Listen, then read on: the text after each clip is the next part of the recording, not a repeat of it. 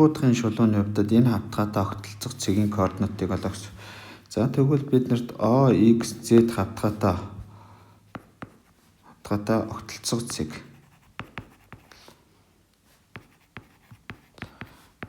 Огтлцох цэгийн Y тэнхлэхийн утга нь тэг байна гэсэн үг. За тэгвэл биднэрт Y-ийн оронд тгийг орлуулчих юм бол X-ээс хасах нь 1-ийг хуваах нь 1 нь тэнцүү, тэг дээр нэмэх нь 1, энэ Z-ээс хасах нь 1, хуваах нь 2 болно гэсэн. За энэ тэгштэглийг ингэж нэг аваад ингээд 2 салгаа авчих. За тэгвэл энд хуваах нь нэгүүдийг орхичоор X-ээс хасах нь 1 нь тэнцүү 1 буюу X тэнцүү тэг болно.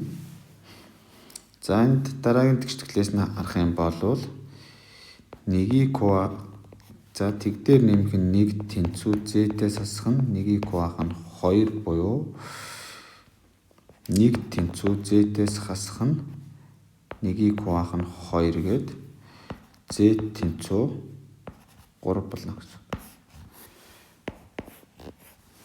За одоо энэ дээрээс тэгвэл энд X чинь 2 болох юм шиг хасах 1 тийш ороод 1 2 болно гэсэн. За ингээ бидний утга маань 2